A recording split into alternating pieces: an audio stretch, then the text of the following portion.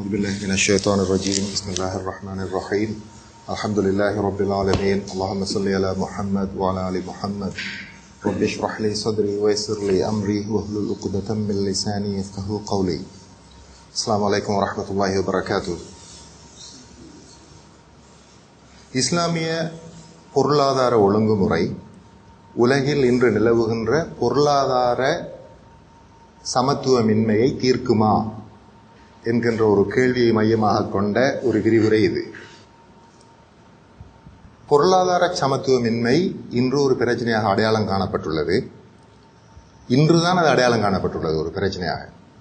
இதுவரைக்கும் சமூகத்திலே பொருளாதார சமத்துவமின்மை காணப்படுவது ஒரு நல்ல விடயம், அது ஒரு நல்ல அறிகுறி என்ற கருத்தே பெரும்பாலான பொருளியல் அறிஞர்களுக்கு மத்தியில் காணப்பட்டது. குறிப்பாக மெய்னார்ட் கெய்ன்ஸ் அல்லது மில்டன் ஃப்ரைட்மன் இப்படியான ஆட்களை பெரிய பொருளியல் அறிஞர்களாக கருதுகிறார்கள். இப்படியான அறிஞர்கள் கூட இந்த பொருளாதார சமத்துவமின்மையை ஒரு பிரச்சனையாக அடையாளம் கண்டு அது தொடர்பாக எதுவும் பேசவில்லை. பொதுவாக இந்த முதலாளித்துவ பொருளாதார ஒழுங்கில் நம்பிக்கை கொண்டுள்ள பொருளியல் நிபுணர்கள் இந்த பொருளாதார சமத்துவ இன்மையை பற்றி இவ்வாறு குறிப்பிடுகிறார்கள். பொருளாதார சமத்துவமின்மை ஒரு பொருளியல் ஒழுங்குமுறையின் கீழ் காணப்படுவது அந்த சமூகத்திலே உண்மையிலேயே ஒரு சுதந்திரமான வியாபார சூழல் இடம்பெறுகிறது என்பதற்கான ஒரு ஆதாரம் என்று சொல்லி சொன்னாங்க.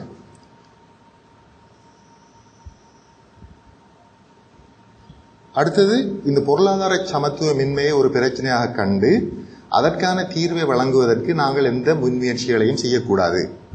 ஏனென்றால் எங்களுடைய கவனம் ஒரு மொத்த தேசிய உற்பத்தியில அதிகரிப்பில் தான் எங்களோட கவனம் இருக்க வேண்டும். மொத்த தேசிய உற்பத்தி ஒரு தேசத்தில் அதிகரிக்கும் பொழுது அந்த அதிகரிப்பு இயற்கையாகவே அந்த சமூகத்தில் உள்ள அத்தனை பேருக்கும் பொருளாதார நலன்கள் கிடைப்பதற்கு வழிவகுக்கும் என்பது இவருடைய கருத்தாக இருந்தது. அந்த வகையில் அவங்க சொல்ற ஒரு உதாரணம் என்னன்னு சொன்னால், ஒரு தண்ணில மிதக்கிற ஒரு படகுகளை உயர்த்துவதற்கு ஒவ்வொரு படகுக்கும் என தனியான வெள்ளம் தேவையில்லை. பொதுவாக ஒரு வெள்ளம் வருமாக இருந்தால் நீரிலே மிதக்கின்ற அத்தனை படகுகளும் சேர்ந்துதான் உயரும். ஆகவே ஜிடிபியை நாம் உயர்த்துவமாக இருந்தால் பணக்காராக்கள் கிட்ட மட்டும் செல்வம் வந்து சேராது, அது இயற்கையாகவே ஏழைகள்கிட்டையும் செல்வத்தை கொண்டு போய் சேர்க்கும் என்பது இந்த முதலாளித்துவ பொருளாதார அறிஞர்களுடைய கருத்தாக இருந்தது. ஆனால் 1956 ஆண்டு காலப்பகுதிகளில் வாழ்ந்த ஒரு இஸ்லாமிய அறிஞர் ஷேக் தகீயுத்தீன் நபஹானி, ஹிஸ்புத் தஹ்ரீர் என்ற அந்த இஸ்லாமிய இயக்கத்தின்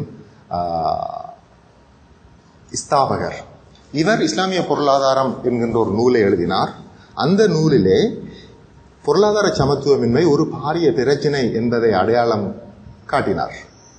அத்துடன் இந்த பொருளாதார சமநிலையை இல்லாமல் செய்கின்ற சக்தி முதலாளித்துவ பொருளாதார கட்டமைப்புக்கு இல்லை என்றும், ஆகவே முதலாளித்துவ பொருளாதார அமைப்பு இருக்கும் காலமெல்லாம் பொருளாதார சமத்துவமின்மை நிலவும், இதன் காரணமாக சமூகத்திலே ஒரு பாரிய வர்க்கத்தினர் பாதிக்கப்படுவார்கள் என்கின்ற ஒரு உண்மையையும் இவர் எடுத்துக் கூறினார்.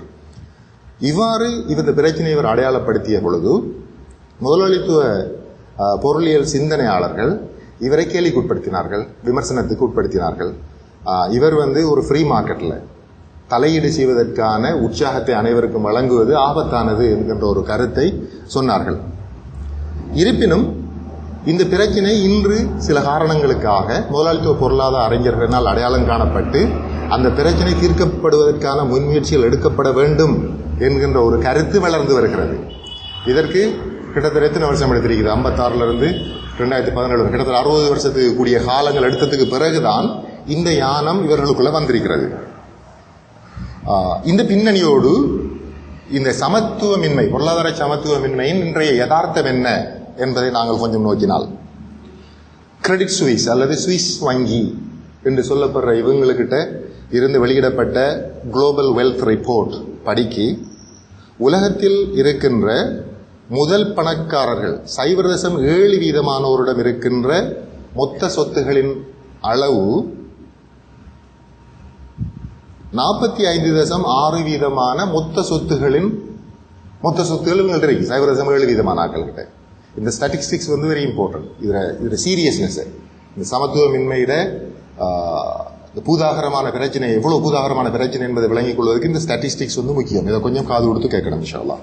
சைவரசம் 7% பணக்காரர்களிடம் இருக்கின்ற சொத்துகளின் அளவு 45.6% மொத்த சொத்து, உலகத்தில் இருக்கிற மொத்த சொத்து.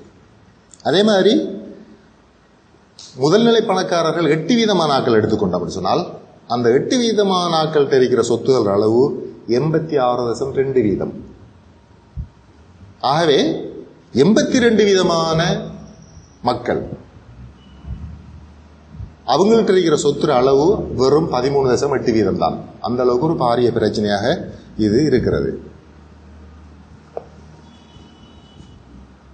நான் ஏற்கனவே குறிப்பிட்டேன், இந்த பொருளாதார சமத்துவமின்மையை இன்று ஒரு பிரச்சனையாக அடையாளம் கண்டிருக்கிறார்கள். இதற்கான தீர்வு திட்டங்கள் முன்மொழியப்பட வேண்டும், தீர்வுகள் ஏதாவது செய்யப்பட வேண்டும் என்கின்ற ஒரு கருத்து இன்றைக்கு வளர்ந்து வருகிறது. அந்த வகையில் தோமஸ் பிக்கெட்டி என்கின்ற ஒரு பொருளியல் அறிஞர் அவர் கூறுகிறார், நடுத்தர வர்க்கத்தாருங்கிற ஒரு வர்க்கத்தை இல்லாமலாக்கும் இந்த விரிவு. என்ன பணக்காராக்கள் இருக்கிறாங்க, கொஞ்சம் பேருக்கிட்ட கூடிய செல்வம் கூடிக்கொண்டே போகுது. ஆகவே நடுத்தர வர்க்கத்தில் இருக்கிறார்கள் ஒன்று பணக்காராக்களாக வரணும், அல்லது இந்த வறிய மக்களோட சேர்ந்து கொள்ளணும். ரெண்டுல ஒன்று நடக்கும். ஆகவே நடுத்தர வர்க்கத்தாருங்கிற ஆக்கள் இருக்க மாட்டாங்க. அதிக அளவு சொத்துக்களை வைக்கிற சொற்பமான ஆக்களும் பெரும்பாலான ஆக்கள்கிட்ட அடிப்படை வசதியில இல்லாத ஒரு வறுமையான மக்கள் கூட்டத்தையும் இந்த பொருளாதார கட்டமைப்பு தோற்றுவிக்கும் என்று அவர் சொன்னார். IMF ஒரு அவதானத்தை செய்தது இது தொடர்பாக. IMF சொன்னிச்சது, ஜிடிபி வளர்ந்து கொண்டு போறது பெருமட்டுக்கு முதல் நிலை பணக்காரர்கள் 20% ஆக்களுக்கிட்ட சொத்து வந்து சேருகிறது என்பதைத்தான் அது காட்டுகிறது. முதல் நிலையில் உள்ள 20% பணக்காராக்கள்கிட்ட சொத்துகள் வந்து குவிவது நீண்ட காலத்தில் ஜிடிபி வளர்ச்சியை குறைக்கும் என்கிற ஒரு கருத்தையும் IMF சொன்னது. ஏனது ஜிடிபி வளர்ச்சியை குறைக்கும்? எப்படி குறைக்கும் அது என்று சொன்னால், நாம் எடுத்துக்கொள்வோம், ஒருத்தருட்ட வந்து 100 கோடி ரூபாய் காசு இருக்குன்னு வச்சுக்கொள்வோம். அவர்கிட்ட இன்னும் 100 கோடியோ அல்லது 200 கோடியோ காசு போய் சேருகிற பொழுது ஜிடிபி வளர்ச்சியை அது காட்டும். அது ஆனால் இவர்கிட்ட போய் சேர்ந்த அந்த காசு பொருளாதார சுழற்சிக்குள் கொண்டு வரப்படாது. ஏனென்றால் செலவழிக்க வேண்டிய தேவை அவருக்கு இல்லை. ஓகே, அப்ப பெரிய பணக்காராக்கள்கிட்ட மேலும் பணம் போய் சேர்றதால பொருளாதார செயல்பாடுகள் வந்து மந்தமடைகின்றன என்கிற ஒரு உண்மையை வந்து அவங்க புரிஞ்சு கொண்டிருக்கிறாங்க இப்ப. ஆகவே காசு வந்து யார்கிட்ட போய் சேர்ந்தால் பொருளாதார செயற்பாடுகள் அதிகரிக்கும் என்று சொன்னால் செலவழிக்கிற ஆக்கள் கிட்ட போய் சேரணும். அப்படி சொன்னால் தேவையுள்ள ஆக்கள்கிட்ட காசு கொண்டு போய் கொடுத்தால்தான் அவங்க வந்து செலவழிப்பாங்க. அவர் கொண்டு போய் வாழைப்பழம் வாங்குற டைம்ல தான் வாழைப்பழக்காரன் வந்து வீட்டுக்கு சாப்பாடு எடுத்துட்டு போகலாம். வாழைப்பழ வியாபாரத்தோடு சம்பந்தப்பட்ட டிரான்ஸ்போர்ட் இருக்கும், அக்ரிகல்ச்சர் இருக்கும், எல்லாத்துக்கும் வந்து அந்த காசு போய் சேரும். ஆகவே இந்த உயர்நிலை பணக்காரர்களே எல்லா பணத்தையும் தங்கள்கிட்ட வந்து குவிக்கிற இந்த நிலைமை கால ஓட்டத்தில் முதலாளித்துவ பொருளாதாரத்தை வந்து மக்கள் புறக்கணிக்கின்ற ஒரு நிலைக்கு கொண்டு செல்லும் என்கிற ஒரு கருத்தை வந்து IMF இன்றைக்கு முன் வச்சிருக்குது. 1956ஆம் ஆண்டு தகீதுதீன் நபஹானி கூறிய அந்த கருத்துக்களை வந்து இன்றைக்கு இவங்க ஏற்றுக்கொண்டு கூறுறாங்க. அதுலேயும் குறிப்பாக ஃபாரின் அஃபேர்ஸ்ங்கிற ஒரு பிரபலமான ஒரு மேகசின், இதில் வந்து உலகத்தில் உள்ள மிகப்பெரிய புத்திஜீவிகள், முதலாளித்துவ வாழ்வொழுங்குக்குள்ள வாழ்கிற பல்துறை சார்ந்த புத்திஜீவிகள் தங்களோட கருத்துக்களை எழுதுகிற விவாதிக்கிற ஒரு ஜேர்னல், ஒரு பத்திரிகை. இந்த பத்திரிகை இதில் கன்க்ளூஷன், முடிவு என்னென்று சொன்னால், நாங்கள் இந்த பொருளாதார சமநிலையை வந்து சரி செய்யவில்லை என்றால் மக்கள் இந்த முதலாளித்துவ பொருளாதார ஒழுங்கில் நம்பிக்கையை இழப்பார்கள் என்கிற ஒரு முடிவை செஞ்சிருக்கிறாங்க. இது ரொம்ப ஆபத்தானது முதலாளித்துவ சக்திகளை பொறுத்தவரையில். ஏனென்றால் மக்கள் வந்து அந்த முதலாளித்துவ பொருளாதார ஒழுங்குல அல்ல வாழ் ஒழுங்குல நம்பிக்கை இழப்பார்களாக இருந்தால் அவங்க வந்து மாற்றீடுகளை பற்றி யோசிப்பாங்க, மாற்றீடுகளை தேடுவாங்க. அப்ப அந்த மாற்றீடு இன்று வருகிற பொழுது கம்யூனிசத்தை நோக்கி இவங்க போக மாட்டாங்க. ஏன்னு சொன்னால் அது ஏற்கனவே தோற்கடிக்கப்பட்டது, மக்களால் புறக்கணிக்கப்பட்டது. ஆகவே இன்றைக்கு முஸ்லீம்கள் அடிப்படைவாதிகள் அல்லது தீவிரவாதிகள் என்று சொல்லி முத்திரை குத்தப்பட்ட இந்த முஸ்லீம்கள் என்னத்தை சொல்லிக் கொண்டிருக்காங்கன்னு சொன்னால், இஸ்லாம் ஒரு சம்பூர்ண வாழ்க்கை திட்டம். உங்கள்ட்ட இருக்கிற அத்தனை துறைகளுக்கும் மாற்றீடு எங்கள்கிட்ட இருக்குது, பொருளாதார பிரச்சனையா சிறந்த ஒரு மாற்றீடு எங்கள்கிட்ட இருக்குன்னு சொல்லிக் கொண்டிருக்கிற காலம். ஆக முதலாளித்துவ வாழ்வொழுங்கில் நம்பிக்கை இழந்த மக்கள் இந்த தீவிரவாதிகள் அல்லது அடிப்படைவாதிகள் சொல்ற முஸ்லிம்கள் இந்த பிரச்சாரத்தால் கவரப்பட்டு இந்த வாழ்வொழுங்கை நோக்கி நகருகின்ற ஒரு ஆபத்து இருக்கிறது. ஆகவே இந்த பிரச்சனை என்ன செய்யப்படணும், சரி செய்யப்படணுங்கிற ஒரு கருத்தை ஃபாரின் அஃபேர்ஸ்ல பேசப்பட்டிருக்குது.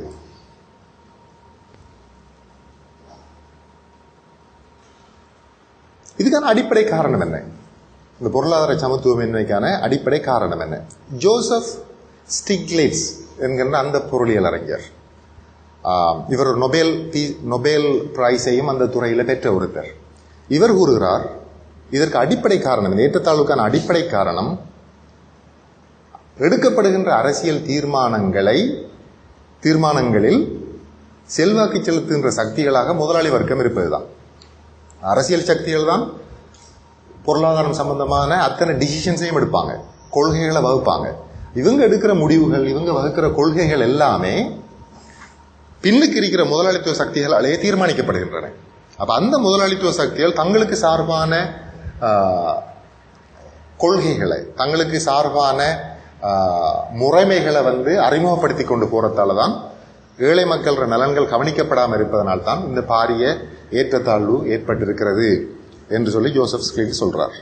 அப்ப இந்த பொருளாதார இந்த சமத்துவமின்மைக்கான அடிப்படை காரணம் என்று சொன்னால் ஆளும் வர்க்கத்தினருக்கும் முதலாளி வர்க்கத்தினருக்கும் இடையில இருக்கிற அந்த தகாத உறவு.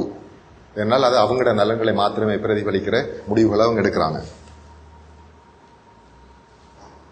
இப்ப இந்த நிலை மாறணுமாக இருந்தால் என்ன நடக்கணும்னு சொன்னால் இந்த உறவு பிரிக்கப்படணும். அரசியல்வாதிகளுக்கும் முதலாளித்துவ சக்திகளுக்கும் இடையில உறவு பிரிக்கப்படணும். இருக்கிற முதலாளித்துவ வர்க்கம் பாகுபாடுகள் காட்டாது, பணக்காரன்களை இந்த பாகுபாடு காட்டாது, எல்லா மக்களுக்கும் நலன்களை தரக்கூடிய கொள்கைகளை வகுக்கணும் என்கிற ஒரு முடிவுக்கு அவங்க வராங்க. ஆனால் அது சாத்தியமாங்கிற ஒரு கேள்வி ஒன்று இருக்குது. முதலாளித்துவ சக்திகள் இவங்க அரசியல்வாதிகளை அனுமதிப்பார்களா என்கிற ஒரு கேள்வி ஒன்று இருக்குது. அந்த கேள்விக்கான விட அனுமதிக்க மாட்டார்கள் என்கிறது தான். ஏன்னு சொன்னால் ஒரு பெரிய எம்பையர்ஸ் அவங்களோட பொருளாதார பேரரசுகளை கட்டி வச்சு கொண்டிருக்கிறாங்க. இந்த முதலாளி சக்திகள் அவங்களோட கைப்பொம்மைகளை தான் அரசியல் தலைமைகள் எப்பவும் செயல்படுவாங்க. ஆகவே இந்த முதலாளித்துவ வர்க்கத்தினரை பாய்ச்சி கொண்டு செயல்படுறதுக்கு அரசியல் சக்திகள் விரும்ப மாட்டார்கள் என்கிற ஒரு முக்கியமான உண்மையும் இதிலே இருக்கிறது.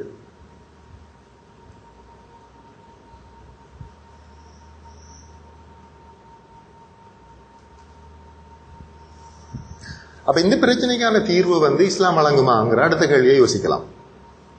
நாம சொல்லிக்கிறோம் முதலாளித்துவ ஒழுங்குக்குள்ள இந்த மாற்றம் ஒருபோதும் வராதுன்றத சொல்லிட்டோம். ஏன்னு சொன்னால் முதலாளித்துவ சக்திகளை அனுமதிக்க மாட்டுது. ஆகவே மாற்றீடாக இஸ்லாத்தை சொல்றோம். நாம இஸ்லாம் இந்த பிரச்சனையை எவ்வாறு தீர்க்கும் என்கிற விஷயங்களை நாம குர்ஆன் ஹதீஸ் அடிப்படையில் நாம பார்ப்போம். நாம பொதுவாக எந்த ஒரு துறையில கற்கையை மேற்கொண்டாலும் அந்த துறையில அறிஞர்கள் சொல்ற கூற்றுகளை, அந்த அறிஞர்கள் முன்வைக்கிற வாதங்களை நாம சரிவர கிரகிக்கிறோம். சில டைம்ல மனப்பாடம் செய்யறோம். ஏன்னா அதுக்கான தேவை ஒன்று இருக்குது. ஓகே. அப்ப நாம இஸ்லாமிய பொருளாதார முறைமையை பத்தி பேசும் பொழுது இஸ்லாமிய பொருளாதார முறைமை சம்பந்தமாக கருத்து சொல்றது அல்லாஹ், ரசூலுல்லாஹி ஸல்லல்லாஹு அலைஹி வஸல்லம். ஆகவே அவங்களோட கூற்றுகளை, குர்ஆனிய வசனங்களை, ஹதீஸ்களை சரிவர புரிஞ்சு கொண்டு அதை மனநமுறையும் ஒரு பொறுப்பு நமக்கு இருக்குது. அப்படி அந்த அறிவோட நாம இருந்தால்தான் சொசைட்டில, சமூகத்துல இறங்கி நாங்க இஸ்லாத்தை ஒரு மாற்றீடாக மக்களுக்கு முன்வைக்கலாம், சிறந்த வாதங்களை முன்வைக்கலாம். அந்த வகையில இறக்கப்பட்ட முதலாவது சூரா இக்ரா பிஸ்மி ரப்பிக்கல்லதி ஹலக், இக்ரா பிஸ்மி ரப்பிக்கல்லதி ஹலக், நபியே ஓதுவீராக, உங்களுடைய ரப்பின் பெயரால் ஓதுவீராக. அந்த ரப்பு எப்படியானவன் என்று சொன்னால் உங்களை படைத்தவன். ஓகே, நீங்க யோசிக்கணும் என்று சொன்னால் நான் ஓதுற ஒவ்வொரு குர்ஆன் வசனமும் எந்த அளவுக்கு அல்லது எப்படி நான் சொல்ற கருத்துக்களை நியாயப்படுத்துதுங்கிறத யோசிக்கணும். இப்ப நான் சொல்ல வர்றது என்னன்னு சொன்னால் இருக்கிற சமத்துவமின்மையை சீராக்கிறதுக்கு அல்லாஹ் வகுத்த சட்டங்களை பத்தி நான் பேசுறேன். அப்ப அதுல முதலாவது சட்டம் இக்ரா பிஸ்மி ரப்பிக்கல்லதி. இது எந்த அளவுக்கு நான் சொல்ற கருத்தை நியாயப்படுத்துதுங்கிறத பத்தி கொஞ்சம் கூர்மையா யோசிக்கணும் ஒவ்வொருத்தரும். ஓகே, இது எப்படி நியாயப்படுத்துதுன்னு சொன்னால் ரப்பு யாருங்கிறத வரைவிலக்கணப்படுத்துது இந்த குர்ஆனிய வசனம். முதல்ல ரப்புன்னு சொன்னாலாரு? ரப்பு என்பவன் அப்து என்பவனின் எதிர்ச்சொல். அப்துங்கிறவன் அடிமை. அவனுக்கு சொல்லி சுயமாக தீர்மானம் எடுக்கிற எந்த ஒரு சக்தியும் இல்லை. எஜமான் எடுக்கிற தீர்மானங்களை அப்படியே நிறைவேற்றவன் தான் அப்து. ஓகே, அப்ப ரப்பு இருக்கும் சொசைட்டில அப்து இருக்கும். பொதுவாகவே யாருடைய தீர்மானங்களை மக்கள் பின்பற்றுகிறார்களோ அவர்கள் தான் அவர்களுக்கு ரப்பு.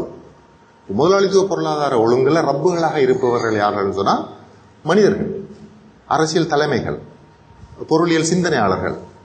ஏன்னு சொன்னால் இவங்களோட சிந்தனைகளை, இவங்க எடுக்கிற தீர்மானங்களை தான் பொதுமக்கள் அப்படியே பின்பற்றி கொண்டு போறாங்க. ஆகவே இன்றைக்கு ரப்புகளாக இருப்பவர்கள் மனிதர்கள். ஜாஹிலிய காலத்திலையும் ரப்புகளாக இருந்தவர்கள் மனிதர்கள். அப்ப இந்த குர்ஆன் வசனம் என்ன சொல்லுதுன்னு சொன்னால், ரப்புன்னு சொன்னால் யாரு? ரப்புங்கிற அந்த வட்டத்துக்குள்ள எல்லாரும் வரமாட்டார்கள். ரப்புங்கிறது ஒரே ஒரு ரப்பு தான். அவனுக்கு என்ன தன்மை இருக்கணும்னு சொன்னால், அவன் படைத்தவனாக இருக்க வேண்டும். அவன் மாத்திரம்தான் ரப்பு. அப்படின்னு சொன்னால் இன்றைக்கு இருக்கிற எந்த முதலாளித்துவ சிந்தனையாளர்களோ, எந்த மனித அரசியல்வாதிகளோ ரப்பு இல்லை என்கின்ற ஒரு விஷயத்தை சொல்லுது. அல்லாஹ் மாத்திரம்தான் ரப்பு. அவன் மட்டும்தான் படைத்தவன், இவர்கள் யாரும் படைக்கல. ஆகவே படைத்தவன் முன்வைக்கிற சட்டங்களை மாத்திரமே அடியார்கள், அப்துகள் பின்பற்ற வேண்டும் என்று சொல்லுது. அப்ப நாம நேரத்தில் சொன்னோம், முதலாளித்துவ சக்திகளுக்கு சார்பாக அரசியல்வாதிகள் சட்டம் ஏற்றுகின்றார்கள் சொல்றோம். அதுக்கு அப்படியே என்ன செய்யுது, ஒரு முற்றுப்புள்ளி வைக்கிற குர்ஆன் வசனம் இது. எந்த ஒரு மனிதனும் சட்டமாக்க முடியாது. அல்லாஹ் தான் அந்த சட்டத்தை ஆக்கணும்னு சொல்லி அந்த அதிகாரத்தை இஸ்லாம் அல்லாஹ்ட கையில வழங்குறதால மனிதனுக்கு அந்த அநீதி செய்யக்கூடிய சந்தர்ப்பம் இல்லாமல் ஆக்கப்படுகிறது. மனிதன் சட்டத்தை ஒரு வகுப்பாருக்கு சார்பாக ஆக்கி மக்களை அடக்குகின்ற அந்த நிலைமை இல்லாமல் போகிறது. இன்னும் ஒரு குர்ஆன் வசனத்தில் அல்லாஹ் சொல்றான், وَمَا كَانَ لِمُؤْمِنٍ وَلَا مُؤْمِنَةٍ إِذَا قَضَى اللَّهُ وَرَسُولُهُ أَمْرًا أَن يَكُونَ لَهُمُ الْخِيَرَةُ مِنْ أَمْرِهِمْ. ஒரு மோமினான ஆணோ ஒரு மோமினான பெண்ணோ அல்லாஹ்வும் ரசூலும் ஒரு விடயத்தில் தீர்ப்பளித்ததன் பிறகு தங்களுக்கென தனியான ஒரு கருத்தை, மாற்று கருத்தை வைத்திருக்க முடியாது. அல்லாஹ்வோ ரசூலோ ஒரு விடயத்தில் தீர்ப்பளித்து விட்டால் எந்த ஒரு மனிதனாக இருந்தாலும் அவர்களுக்கு அது தொடர்பாக மாற்று கருத்து வைத்திருக்க முடியாது. ஆகவே பொருளாதார திட்டங்கள் தொடர்பாக அல்லாஹ் இன்னதுதான் செய்ய வேண்டும், இப்படித்தான் அந்த ஒழுங்குமுறைகள் இருக்க வேண்டும் என்று சொல்லி போட்டு அல்லாஹ் என்ன சொல்றான்னு சொன்னால், அவ்வளவுதான். மாற்று கருத்துக்களை யாரும் என்ன செய்ய முடியாது, சமூகத்தில் அமல்படுத்த முடியாது என்று சொல்லி ஒரு தடையை விதிக்கிறான். ஆகவே மனிதர்கள்ட்ட இருந்து இந்த சட்ட ஆக்கம் என்கிற அதிகாரத்தை அப்படியே பறிக்கிறது இஸ்லாம். அப்படி பறிக்கும் பொழுது இந்த நீதியான ஒரு சமூகம் உருவாகும்.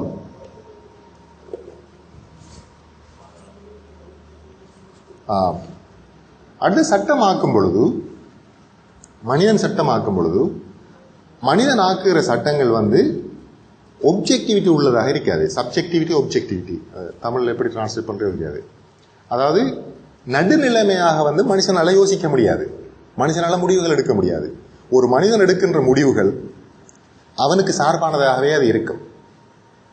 எல்லார நலன்களையும் கருத்துல கொண்டு தண்ட நலன்கள் பாதிக்கப்பட்டாலும் பரவாயில்ல, நீதி நிலவனம்ங்கிற நோக்கத்தோட தீர்ப்பு செலுத்துகிற சக்தி மனுஷனுக்கு இல்லை, எந்த ஒரு மனிதனுக்கும் கிடையாது. ஆகவே மனிதனுக்கிட்ட சட்டம் ஆக்குற அதிகாரத்தை கொடுத்தால் அவன் ஆக்குகிற சட்டங்கள் அவனுக்கு சாதகமானதாகவும் அவன் குடும்பத்துக்கு அல்லது அவன் நண்பர்களுக்கு சாதகமானதாகவும் மாத்திரமே இருக்கும் என்பதால் சமூகத்தில் உள்ள மற்ற வர்க்கத்தினர் பாதிக்கப்படுவாங்க.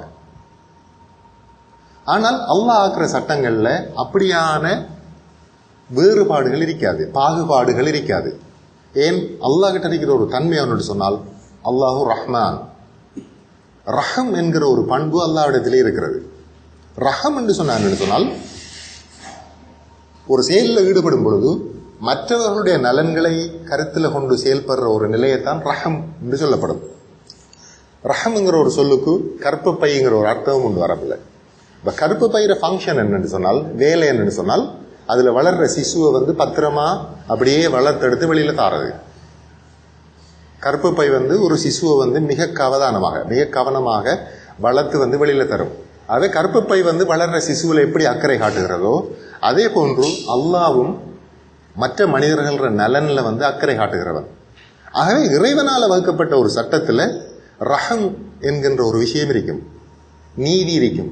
அந்த சட்டங்கள் எல்லாருடைய நலன்களையும் கருத்துல கொண்ட ஒரு சட்டமாக இருக்கும். இதை மனிதர்கள் புரிஞ்சு கொண்டாலும் சரி, புரிந்து கொள்ளாவிட்டாலும் சரி, அது ஒரு ஃபேக்ட், அது ஒரு உண்மை.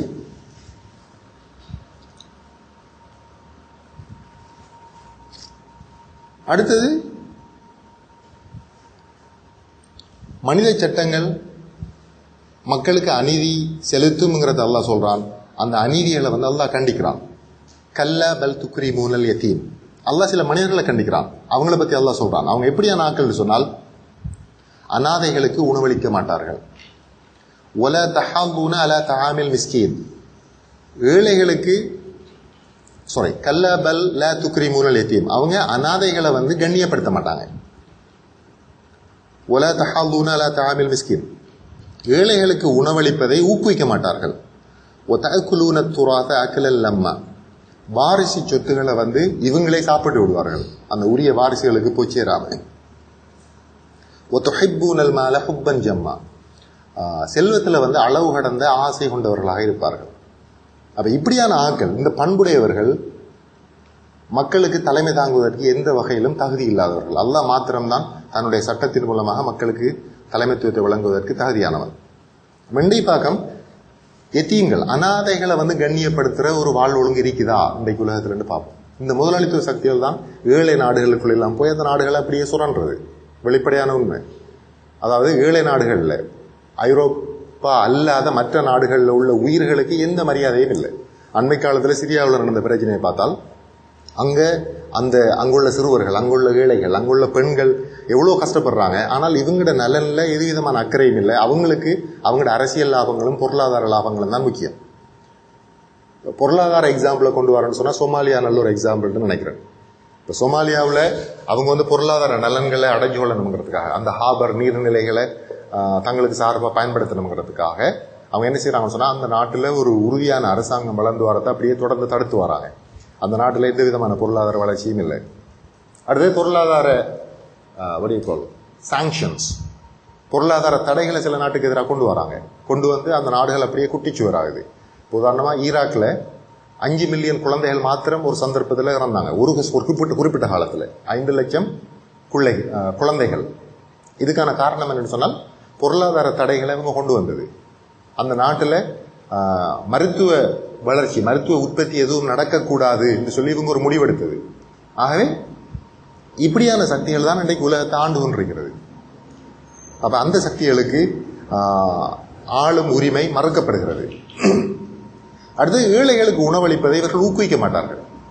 இப்ப கேபிட்டலிஸ்ட் திங்கிங்ல உள்ளார்கள், முதலாளித்துவ பொருளாதார சிந்தனையால பாதிக்கப்பட்டார்கள் என்ன சொல்றாங்கன்னு சொன்னால், ஏழைகளுக்கு நீங்க சதக்கா கொடுப்பது பொருளாதார வளர்ச்சியை தடை செய்யும்னு சொல்றாங்க. அதால அமெரிக்காவில் உள்ள சில மாகாணங்கள்ல நீங்க ரோட்ல குந்திட்டு இருப்பாங்க. அங்கெல்லாம் ஐரோப்பாவில் இருந்தாங்களே தெரியும், வீடு இல்லாம, சாப்பாடு இல்லாம, உடுக்கிறது சரியான உடல் இல்லாம ஒரு பெரிய பிளாங்கெட்டால போத்திட்டு வீதி ஓரங்கள்ல குந்தி கொண்டிருப்பாங்க. அவங்களுக்கு உணவு கொடுத்தால், நீங்க ஃப்ரீயா உணவு கொடுத்தால் போலீஸால் அவங்களை அரெஸ்ட் பண்ணுவாங்க அமெரிக்காவில் உள்ள சில மாகாணங்கள்ல. அதுக்கு சில நியாயங்களை சொல்லுவாங்க, அது என்னங்கிறத நாம பார்ப்போம். அது மாதிரி லண்டன்ல புதுசா என்ன செஞ்சாங்கன்னு சொன்னால், இந்த இவங்களை எப்படியாவது விரட்டணுங்கிறதுக்காக வீதியில உணவு இல்லாம, உடை இல்லாம, இருக்கிறதுக்கு உறையுள் இல்லாம இருக்கிற ஆட்கள் என்ன செய்வாங்கன்னா, இந்த கேஷ் மெஷின் இருக்கும். ஃபார் எக்ஸாம்பிள், அங்க குளிர் உள்ள நாடு. அப்ப கேஷ் மெஷினுக்குள்ள போறோம்னு சொன்னா ஒருத்தல் அதுக்கு ஒரு ரூம் ஒன்று இருக்கும். அது போன உடனே டோர் ஆட்டோமேட்டிக்கா திறக்கும், உள்ளே போய் கேஷ் எடுத்துட்டு ஆட்கள் போயிடுவாங்க. அதுக்குள்ள ஒரு சின்ன ஸ்பேஸ் இருக்கும். அந்த ஸ்பேஸ்ல போய் இந்த ஏழைகள் குந்தி கொண்டிருப்பார்கள். அங்க 2 காரணத்துக்காக. ஒன்று சூடு, ஓரளவு சூடு இருக்கும் அதுக்குள்ள. 2வது காசு எடுக்கிறவன்ட்ட ஹதியா கேட்கலாம். அப்ப அவங்கள விரட்டுறதுக்காக என்ன செய்யலாம் அப்படின்னு சொல்லி யோசிச்சு ஒரு முடிவு ஒன்று எடுத்தாங்கன்னு சொன்னால், இந்த ஃப்ளோருக்கு ஸ்பைக் போடுறது. அப்ப அங்குள்ள ஃப்ளோர் எப்படி அடிக்கிறீங்கன்னு சொன்னால், ஓரளவு கஷ்டப்பட்டு நடந்து போகலாம் இந்த கேஷ் மெஷின் இருக்கிற ஏரியாவில். ஆனால் ஒருத்தர் குந்தி கொண்டிருக்க முடியாது. ஏன்னு சொன்னால், நிலத்துல ஸ்பைக்ஸ் அடிச்சிருந்தாங்க நிறைய. என்னத்துக்கு? இந்த ஏழைகளை விரட்டுறதுக்கு.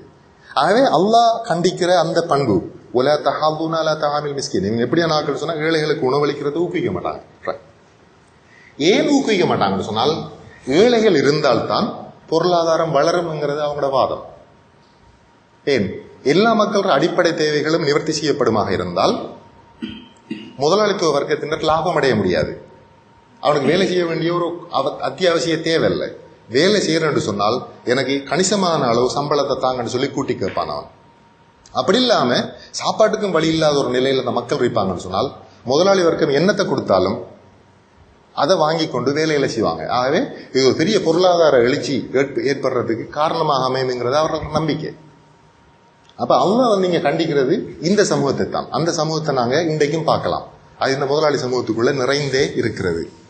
அது மாதிரி வாரிசு சொத்துக்களை இவங்க சாப்பிட்றாங்கன்னு சொல்றாங்க. இப்போ உதாரணமா ஒரு தகப்பன் மரணித்தால் அவர்கிட்ட சொத்துகள் இருந்தால் அவருடைய பிள்ளைகளுக்கு அந்த சொத்து போய் சேரும் மரணித்ததுக்கு பிறகு. ஆனால் இன்றைக்கு இருக்கிற இந்த பொருளாதார அமைப்பு முறைக்குள்ள, முதலாளித்துவ ஒழுங்குக்குள்ள சொத்து வந்து அப்படி போய் சேர முடியாது. அந்த சொத்துல இருந்து ஒரு பகுதியை வந்து அரசாங்கம் எடுத்ததுக்கு பிறகுதான் மிச்சத்தை அவங்க கொடுப்பாங்க. இதுக்கு டாக்ஸ் என்று சொல்லி பேர் வச்சிருக்கிறாங்க. சரிதானே? இது வந்து எல்லாம் கண்டிக்கிற பொருளாதார முறைமைகள். இது பெரிய அளவில் பாதிக்கும் ஆக்சுவலி. ஏன்னு சொன்னால் தகப்பன் மரணிச்சதுக்கு பிறகு மகனுக்கு மகளுக்கு வர அந்த சொத்துல ஒரு பகுதியை இன்னொருத்தர் எடுத்துட்டு போனால் இவருக்கு வந்து பொருளாதார செயல்பாடுகளை ஈடுபடுறதுக்கான மூலதன பற்றாக்குறை வரும். ஆகவே இந்த கண்டனங்கள் எல்லாம் வந்து பொருளாதார எழுச்சி, பொருளாதார வீழ்ச்சியோட சம்பந்தப்பட்டதுங்கிறத நாம புரிஞ்சு கொள்ளணும். அடுத்தது பணத்துல வந்து அளவு கடந்த ஆசை வைத்திருப்பது, அதாவது ஹோர்டிங்னு சொல்லுவாங்க இங்கிலீஷ்ல. பணத்தை வந்து பதுக்கி வச்சிருக்கிறது. பதுக்கலுக்கும் சேமிப்புக்கும் என்ன வித்தியாசம்? பதுக்கலுக்கும் சேமிப்புக்கும்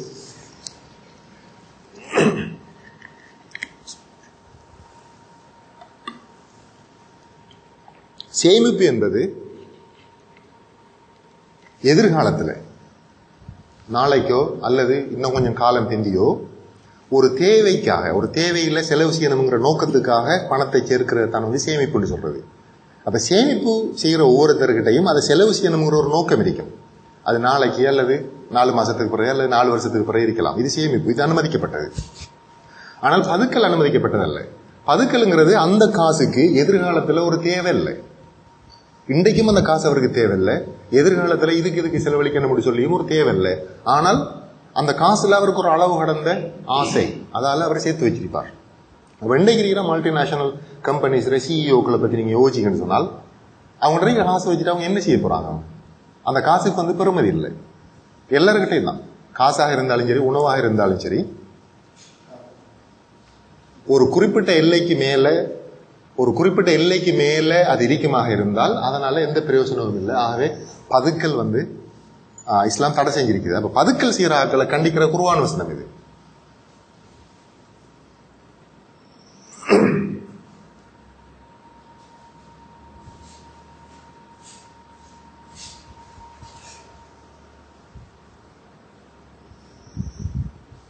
அப்ப நம்ம இதுவரைக்கும் என்ன பண்ணா, ஒன்று வந்து சட்டத்தை ஆக்குற அதிகாரத்தை மனிதன்கிட்ட அல்லாஹ் பறிச்செடுக்கிறதே பெரிய ஒரு விஷயம். அது வரும் பொழுதே ஆட்டோமேட்டிக்கா அதுக்கான அடிப்படை காரணம் இல்லாம போகுது. மனிதன் சட்டத்தை ஆக்குறது தான் காரணம்னு சொல்லி நாம எடுத்துட்டு பேசணும். நாம முதலாளித்துவ சக்தியோட நலன கருத்திலோடு இங்க செயல்படுறதுதான் காரணம்னு சொன்னோம். அந்த தன்மைகளை வந்து அப்படியே வேரோடு பிடுங்கி எறிகிற ஒரு பொருளாதார ஒழுங்குமுறைமையை வந்து அல்லாஹ் எங்களுக்கு தருகிறான். இப்ப நாம ஒரு பொருளாதார வளர்ச்சி ஏற்படுவதற்கான அடிப்படை காரணிகள். பொருளாதார வளர்ச்சிங்கிறது முக்கியம், அது கட்டாயம் இருக்கணும். இருந்தால்தான் வந்து என்ன செய்யலாம், வறுமை இல்லாமல் ஒழிக்கலாம். பொருளாதார வளர்ச்சியை ஏற்படுத்துகின்ற காரணிகள்ல ஒன்று மக்களுக்குள் வேலை செய்யணுங்கிற ஒரு ஆர்வம் இருக்கணும். அப்ப அந்த ஆர்வத்தை இஸ்லாம் ஊட்டுகிறதா என்கிற ஒரு கேள்வி எழுகிறது. அது மாதிரி இன்று இருக்கிறத விட நாளைக்கு ஒரு நல்ல நிலைக்கு நம்மளோட வாழ்வு நிலை மாறணுங்கிற ஆசை இருக்கிறது மக்கள்கிட்ட. அப்படி இல்லைன்னு சொன்னால் பொருளாதார செயல்பாடு தேவையில்லை.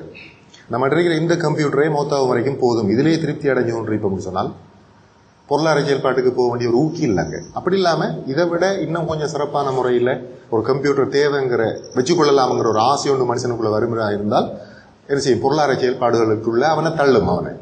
ஆகவே வேலை செய்யணுங்கிற ஆர்வத்தை, இன்று இருக்கிறத விட நாளைக்கு என்னுடைய நிலை சிறப்பாக இருக்கணுங்கிற அந்த ஆர்வத்தை மனிதனுக்குள் வளர்ப்பது அவசியம்.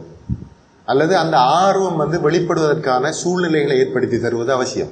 தந்தால் தான் பொருளாதார வளர்ச்சி ஏற்படும். ஆகவே இந்த லெக்சர்ல நாம கேட்கிற ஒரு கேள்வி, இதை ஏற்படுத்துதா இஸ்லாம் என்கிற ஒரு கேள்வி ஒன்று இருக்குது. அப்ப ஆமா இல்லையாங்கிற ஒரு பதிலை வச்சு நாம முடிவுக்கு வரலாம். ரெண்டாவது, வேலை வாய்ப்பு வசதிகள் ஏற்படுத்தி கொடுக்கப்படணும் மக்களுக்கு. அப்படின்னா தான் மனிதர்கள் இருக்கிற சக்தியை அவங்க பொருளாதார செயல்பாடுகளில் செயல்படுத்தலாம். வேலை வாய்ப்பு ஏற்படுத்தணும்.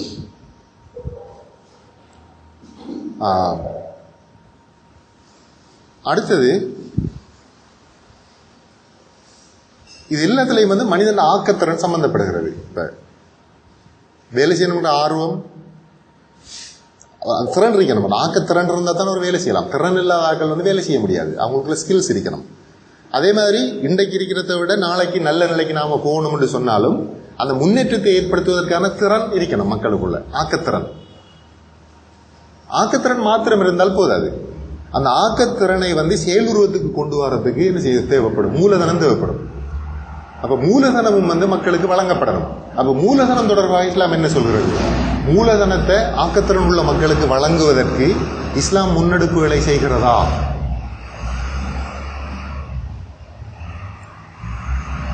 என்கிற ஒரு கேள்வியும் இங்க இருக்குது. அப்ப இந்த கேள்விகளுக்கான விடையை வச்சு நாம முடிவுக்கு வரலாம். இஸ்லாம் பொருளாதார வளர்ச்சிக்கு காரணமாக அமையுமா இல்லையாங்கிறது.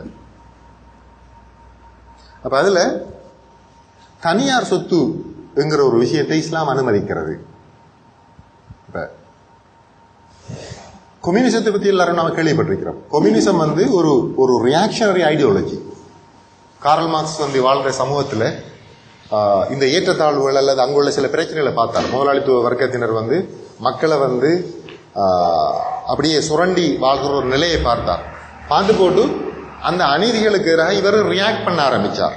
அப்ப அந்த ரியாக்ஷன்ல அவர் சொன்னார் தனியார் சொத்துங்கிற ஒரு கான்செப்டை வந்து இல்லாமல் ஆக்கினால்தான் சமூகத்துக்குள்ள வந்து பொருளாதார நீதி நிலவுங்கிற ஒரு கருத்தை முன்வைத்தார். ஆனா அல்லாஹ் சொல்றான்னு சொன்னால்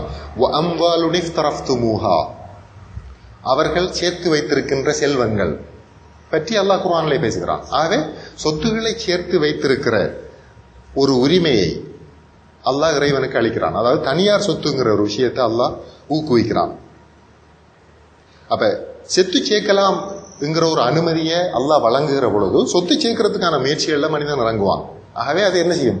பொருளாதார வளர்ச்சிக்கு காரணமாக அமையும்.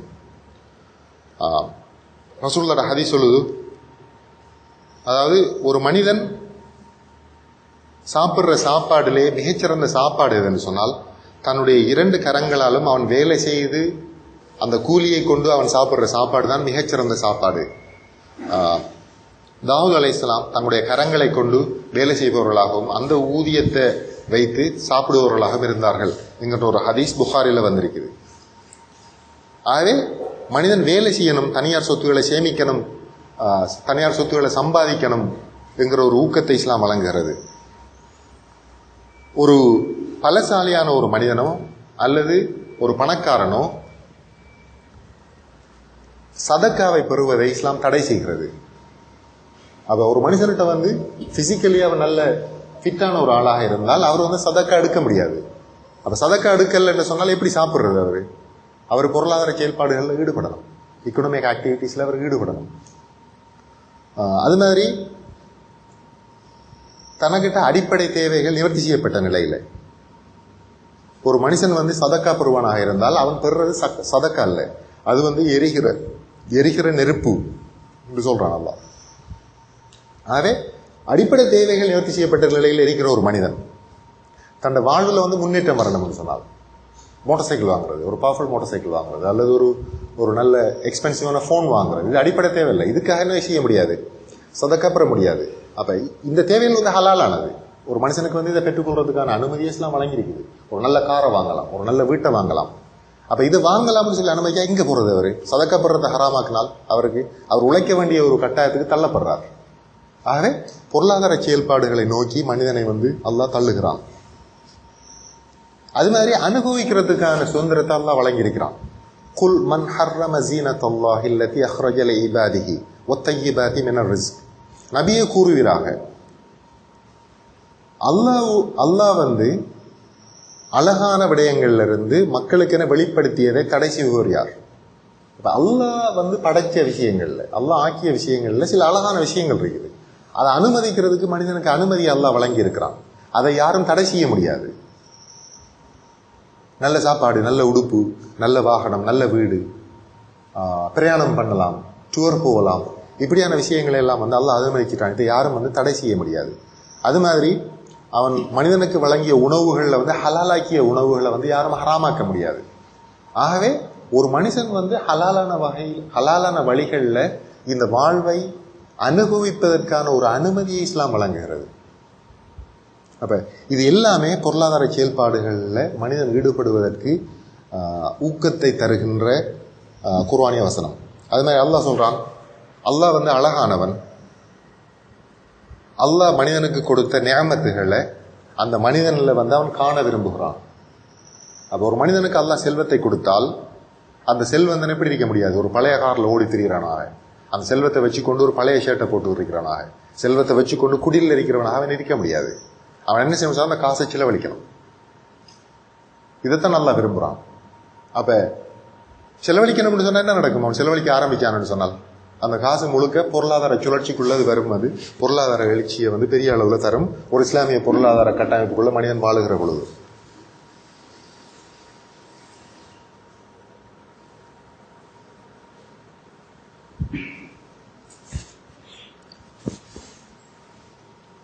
அது மாதிரி நிலம் தொடர்பான இஸ்லாமிய சட்டங்கள், இந்த பொருளாதார விருத்தியை ஏற்படுவதற்கான காரணிகளை நாங்கள் பார்த்துட்டு வரோம். அதுல நிலம் தொடர்பான சட்டங்கள்.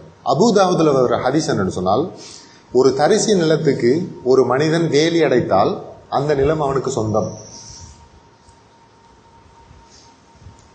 அப்ப இஸ்லாமிய பொருளாதார ஒழுங்குமுறையில நிலம் அரசுக்கு சொந்தமானதுங்கிற கான்செப்ட் இல்லை. நிலம் நிலம் சும்மா இருக்கும். அப்ப ஒரு விவசாயத்தில் ஈடுபட விரும்புகிற ஒருத்தன், ஒரு தொழிற்சாலையை நிறுவ விரும்புகிற ஒருத்தன், அவனுக்கு நிலம் தேவைன்னு சொன்னால் அவர் என்ன செய்யலாம்னு சொன்னால், ஒரு தரிசிய நிலத்துக்கு எல்லையை போட்டு அந்த நிலத்தை அவர் எடுத்து பயன்படுத்தலாம். அரசாங்கம் அதை தடை செய்ய முடியாது. அதே நேரத்தில் இப்படி எல்லை போட்டு ஒரு நிலத்தை தன்னை கட்டுப்பாட்டுக்குள்ள கொண்டு வந்த ஒரு மனிதன் தொடர்ந்து 3 வருஷம் அந்த நிலத்தை பயன்படுத்தாமல் இருந்தால், விவசாயம் செய்யாமல் அல்லது அதுக்குள்ள ஒரு பில்டிங்கை கட்டி ஒரு பிசினஸ் ஆரம்பிக்காமல் பயன்படுத்தாமல் இருந்தால், அந்த நிலத்தை தேவை உள்ளார்களுக்கு அரசாங்கம் அப்படியே மாறி வழங்கிடும். ஆகவே ஒரு இஸ்லாமிய பொருளாதார கட்டமைப்புக்குள்ள நாம் எல்லாரும் போய் நமக்கு தேவையான நிலங்களுக்கு நாம் எல்லையை போட்டு வச்சுக் கொள்ளலாம். ஆனா நிபந்தனை என்னன்னு சொன்னால் அதுல பொருளாதார செயல்பாடுகள் நடக்கணும். அப்படி இல்லாட்டி அரசாங்கம் எடுத்துரும். ஆகவே அந்த நிலத்தை இழக்க விரும்பாத மனிதன் என்ன செய்வான்னு சொன்னால் அதை செயல்பாடுக்குள்ள கொண்டு வருவான். அப்ப இதெல்லாம்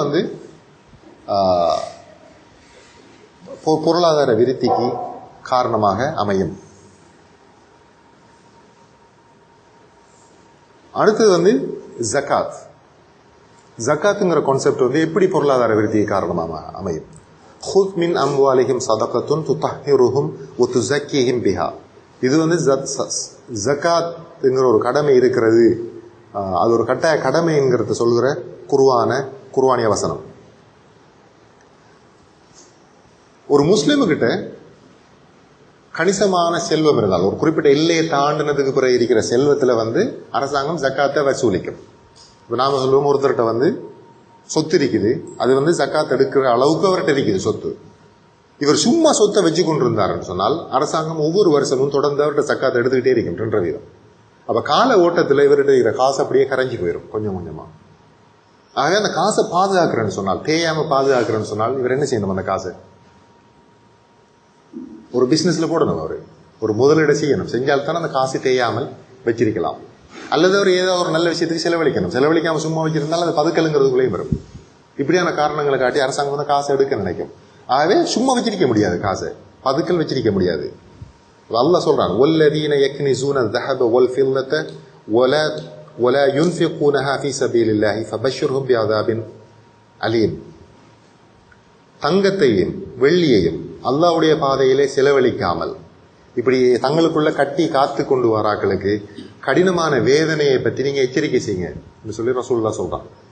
ஆகவே சொத்துக்களை பதுக்கியிருக்கிறது கடுமையாக தண்டிக்கப்படுற ஒரு குற்றம் இஸ்லாத்தின் பார்வையில. அடுத்தது கடன் வழங்குறத சதக்கான்னு சொல்லுது இஸ்லாம். கடன் வழங்குறது பின்னுக்கு மறுமையில நமக்கு நன்மையை தார ஒரு விஷயம். ஆகவே தொழிலுக்கு மூலதனம் தேவைன்னு சொல்லி தடுமாறி திரிகிற ஆட்களுக்கு மூலதனத்தை பெற்றுக்கொள்றது ஒரு பெரிய சிரமம் இருக்காது இஸ்லாமிய கட்டமைப்புக்குள்ள. அடுத்தது சில கம்பெனி முறைமைகளை இஸ்லாம் அனுமதிச்சிருக்கிறது. அப்ப குர்ஆன் சுன்னா அடிப்படையில் இந்த கம்பெனி முறைமைகளை பத்தி பேசுற உலமாக்கள் சில கம்பெனி முறைமைகளை பத்தி சொல்றாங்க. அதுல அல் இனான், அல் முதாரபா, அல் வுஜூங்கிற சில கம்பெனிகளை பத்தி பேசுறாங்க. இதுல எப்படி மூலதனம் உள்ள ஒருத்தரும் உழைப்பை வழங்கக்கூடிய ஒருத்தரும் ரெண்டாக சேர்ந்து சில கம்பெனிகளை ஏற்படுத்தலாம்ங்கிற சில கம்பெனி முறைகள் பற்றியெல்லாம் இஸ்லாமிய உலமாக்கள் பேசியிருக்கிறாங்க. ஆகவே நான் இதுவரைக்கும் சொன்ன குர்ஆன் வசனங்கள், இதுவரைக்கும் நான் மேற்கோள் காட்டிய அந்த ஹதீஸ்கள் எல்லாம் எதற்கு வழிவகுக்கும்? ஒரு சமூகத்தில் மிக கூடிய அளவுக்கு பொருளாதார செயல்பாடுகள் இடம்பெறதுக்கு அது வழிவகுக்கும். அதன் காரணமாக பொருளாதார வளர்ச்சி ஏற்படும் என்கிறது தான் இது இந்த குர்ஆனிய வசனங்கள் நிறுவுகிறது. ஆனால் ஒரு கம்பேரிசன் அல்லது ஒரு கண்ட்ராஸ்ட் நம்ம யோசிச்சோம்னு சொன்னால், காசை சும்மா வச்சிருந்தால், முதலாளித்துவ பொருளாதார முறைமைக்குள்ள காசை ஒருத்தர் சும்மா வச்சிருந்தால் அவருக்கு லாபம். அவர் இன்வெஸ்ட் பண்ண வேண்டிய அவசியம் இல்லை. ஒருத்தர்கிட்ட 100 கோடி ரூபாய் காசு இருக்கு, அதை வங்கியில் கொண்டு போட்டால் வங்கி அவருக்கு வட்டியை கொடுக்கும். அந்த காசு பொருளாதார செயல்பாடுகள் ஈடுபடுறது. சும்மா வங்கியில் இருந்தால் போதும், அவருக்கு வட்டி எடுத்துக்கணும். ஆகவே ஒரு ரிஸ்க் எடுத்து மனுஷன் வியாபாரத்தில் முதலீடு செய்ய வேண்டிய தேவையில்லை, வங்கியில் கொண்டு போடுவான். போட்டதுக்கு பிறகு வங்கி என்ன செய்யும்னு சொன்னால், இப்படி மூலதனம் தேவைப்படுறாங்களுக்கு வட்டியை கொடுக்கும். வட்டியை கொடுக்குற டைம்ல எந்த ரிஸ்க்கும் இல்லை வங்கிக்கு. என்னால் அந்த பிசினஸ் தோத்தாலும் வந்தாலும் இவங்க அந்த காசை எடுத்துக் கொள்வாங்க. கூடுதலான ரிஸ்கை யாருக்கிட்ட அவங்க கைமாறுறாங்கன்னு சொன்னால், ஏழைகள்கிட்ட. முதலீடு தேவைன்னு சொல்ற, மூலதனம் தேவைங்கிற ஏழைகள்கிட்ட கைமாறுறாங்க. இது ஊக்குவிக்காது பிசினஸ். அது சரியான ரிஸ்கி. அது பிசினஸ் தோத்தாலும் சரி வெண்டாலும் சரி காசு கொடுக்கணும் அவங்களுக்கு. அடுத்தது வார ப்ராஃபிட்ல வட்டி கட்டுறதுக்கு தான் அது கணக்காரிக்கும். ஆகவே உண்மையிலேயே இந்த வட்டி முறைமை என்ன செய்யும்? பொருளாதார செயல்பாடுகளை ஓரளவுக்கு மட்டுப்படுத்தும் அது. ஆகவே இதை வட்டி இல்லாத அந்த பொருளாதார முறைமையோட நீங்க கண்ட்ராஸ்ட் பண்ணீங்கன்னு சொன்னால், எந்த அளவுக்கு இந்த வட்டிங்கிற சட்டம், வட்டி தொடர்பான வட்டியை தடுக்கிற அந்த இஸ்லாமிய சட்டம் பொருளாதார வளர்ச்சிக்கு வித்திடுகிறதுங்கிற விஷயத்தை பார்க்கலாம்.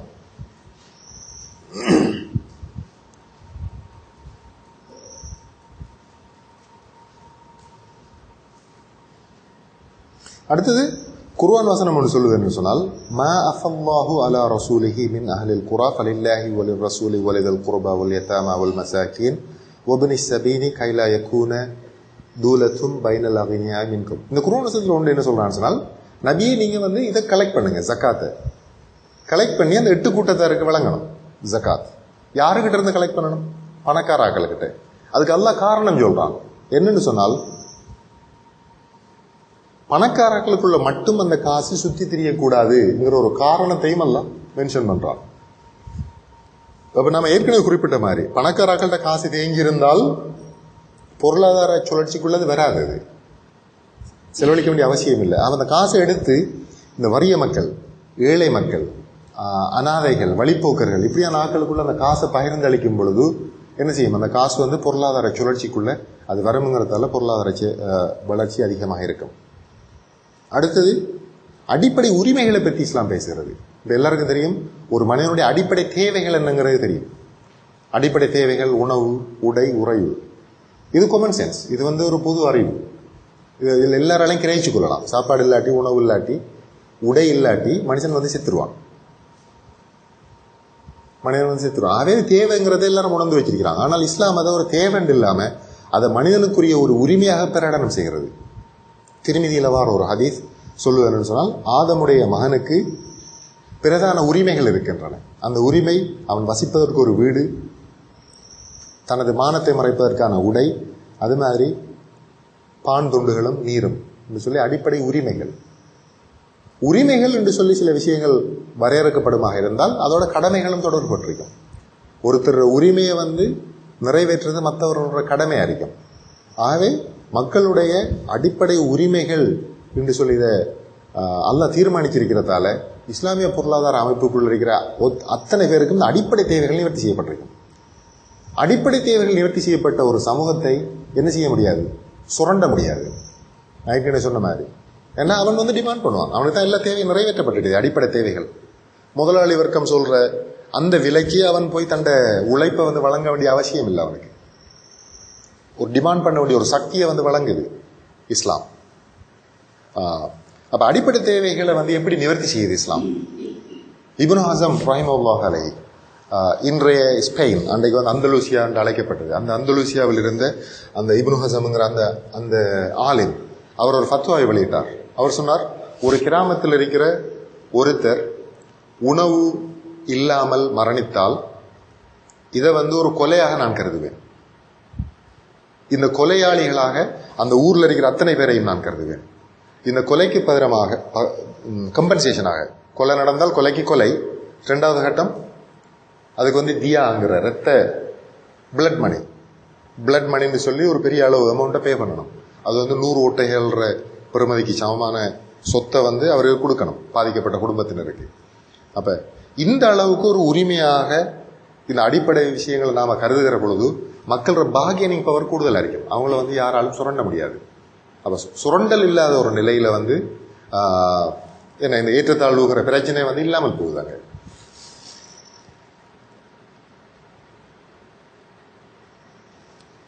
அடுத்த சில இஸ்லாமிய சட்டங்கள். நேரத்தில் தனியார் சொத்தை பத்தி நான் சொன்னேன். குர்ஆன் சொல்ல அம்வாலுன் இஃப்தரஃப்துமுஹா, தனியார் சொத்துக்களை சேர்க்கிற, வைத்திருக்கிற, அதை அனுபவிக்கிற உரிமையெல்லாம் இஸ்லாம் வழங்குறதால தனியார் சொத்துங்கிற அந்த கான்செப்ட் இருக்கிறது மிக முக்கியமான விஷயம். அதே மாதிரி பொது சொத்துங்கிற ஒரு விஷயமும் இருக்குது. பொது சொத்து வேற, அரசு சொத்து வேற. நம்ம சொசைட்டில நிறைய அரசு சொத்துக்களை தான் பொது சொத்துன்னு சொல்றேன். அரசாங்கங்களுக்கு சில சொத்துகள் இருக்கும். பொது சொத்துன்னா என்னன்னு சொன்னால் அந்த சொத்துல எல்லா மக்களுக்கும் உரிமை இருக்கும். அதுல 3 விஷயங்களை அபுதாவுதுல வார ஒரு ஹதீஸ் குறிப்பிடுகிறது. 3 விடயங்களில் எல்லா முஸ்லிம்களுமே பங்குதாரர்கள். நீர், நெருப்பு, பசுமையான நிலங்கள் என்கிறது. அப்ப நீர்ன்னு சொன்னால் நீர், நெருப்புன்னு சொல்லும் பொழுது இன்றைக்கு இருக்கிற எண்ணெய் மிக முக்கியமான ஒரு வளம். இதை நெருப்புன்ற அந்த சொல்லுக்குள்ள அதை அடக்கலாம். அது மாதிரி கனிய வளங்கள், தங்கம், வெள்ளி போன்ற சுரங்கங்கள் இருக்குது.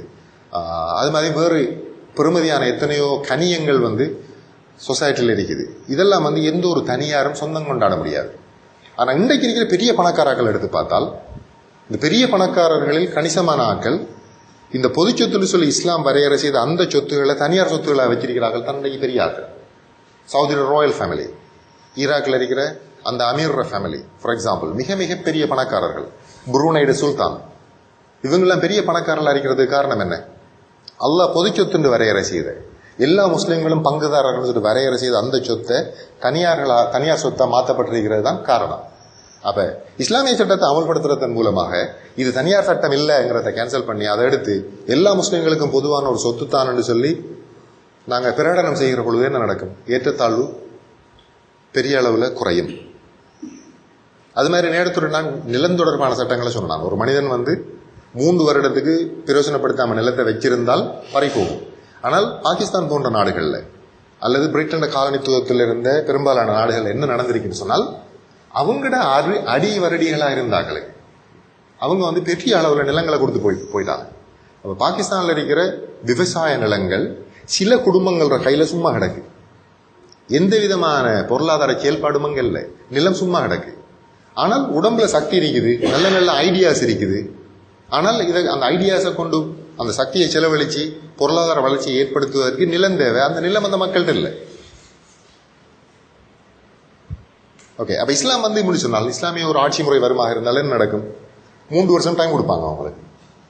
இல்லைன்னு சொன்னால் அந்த நிலத்தெல்லாம் பகிர்ந்தளிப்பாங்க. அப்ப இமீடியட்டா பெரிய ஒரு விவசாய புரட்சி ஒன்று ஏற்படும் இஸ்லாமிய நாடுகள்ல.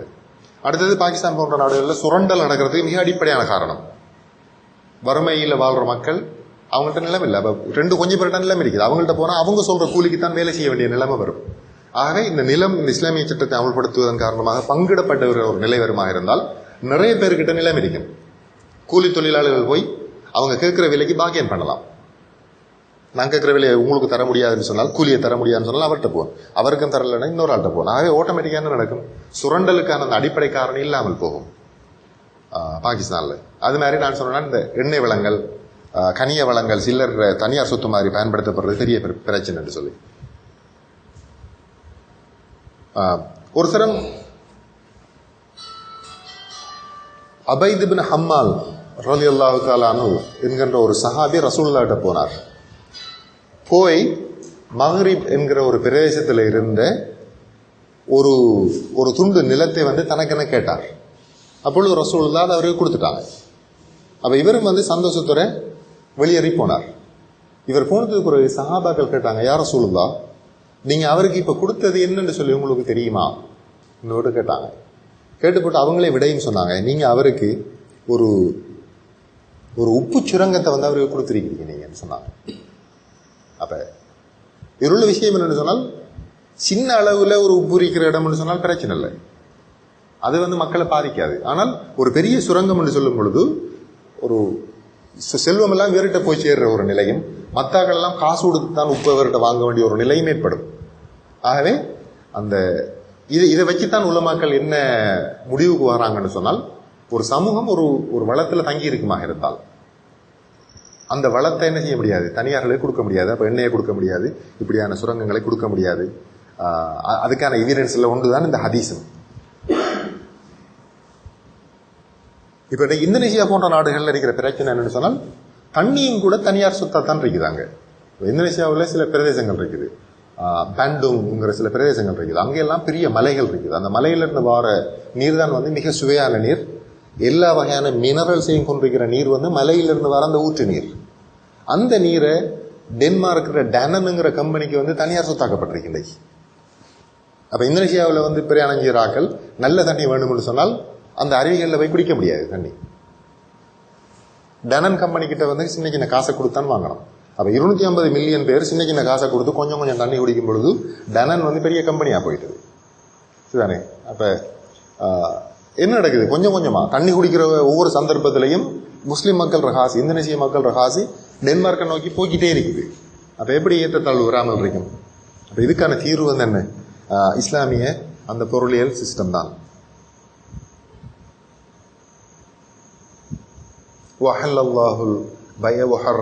இன்னொரு குர்ஆனிய வசனம், அல்லாஹ் வந்து வியாபாரத்தை உங்களுக்கு ஹலால் ஆக்கி இருக்கிறான். அப்படின்னா நீங்க எல்லாரும் செய்யுங்கன்னு அர்த்தம். அது மாதிரி வட்டியை வந்து அல்லாஹ் ஹராம் ஆக்கி இருக்கிறான்.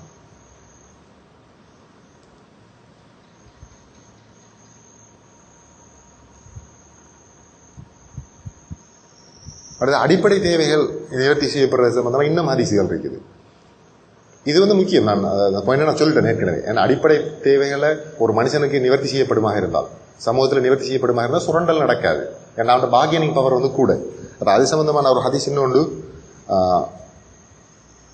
ஒரு மனுஷன் வந்து தனக்கு வயிறு நிறைஞ்ச நிறையில தூக்கத்துக்கு போறான். ஆனால் அவனுக்கு பக்கத்தில் இருக்கிறார்கள், அவர் அயலவர்கள் வந்து பசியோட தூக்கத்துக்கு போவாங்கன்னு சொன்னால் இவன் ஒரு மோமின் அல்ல என்று சொல்றான். அப்போ ரொம்ப முக்கியமான விஷயம், யாரையும் வந்து பசியோடு விட்டு வைத்திருக்க முடியாது.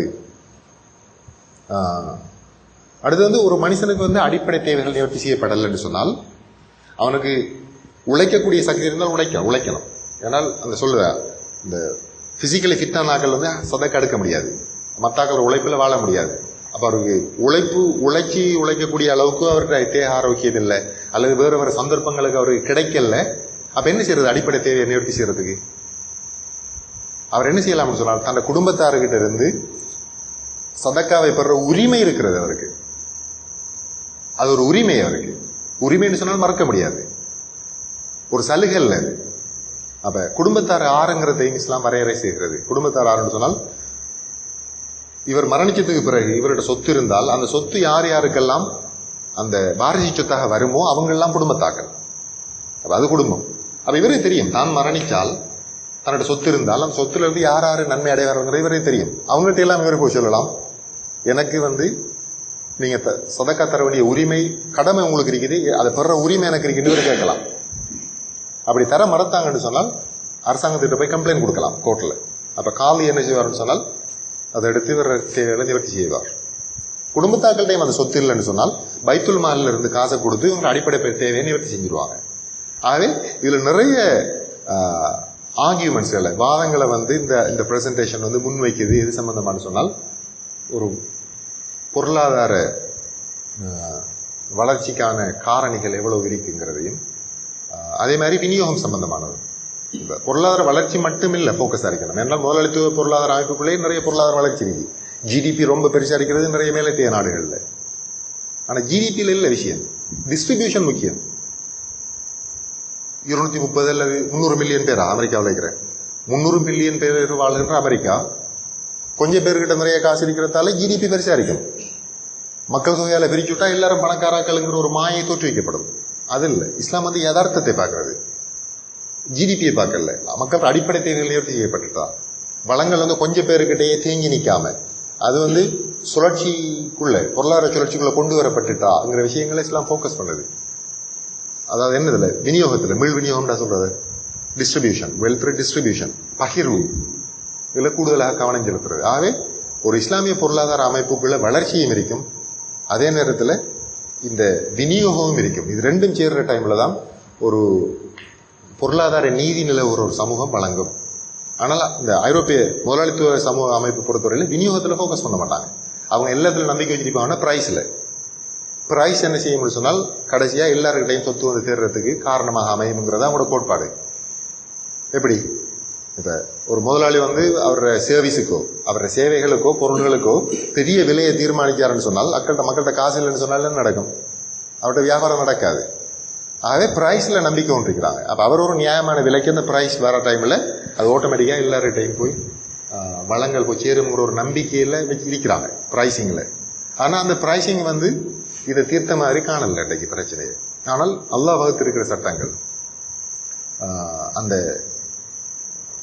வளர்ச்சி காரணமாக பொருளாதார வளர்ச்சி காரணமாக கொஞ்சம் பேருக்கிட்ட செல்வம் தேங்கி நிற்கிற நிலையை தவிர்த்து அது வந்து முறையாக ஒரு விநியோகம் செய்யப்படுற ஒரு நிலைக்கு கொண்டு வரும்ங்கிறத இந்த பிரசன்டேஷன் வந்து காட்டுது. ஓகே, ஸோ நான் அதோட அந்த லெக்சர்ஸை முடிக்கிறேன். ஜஸாக்கல்லாஹ்.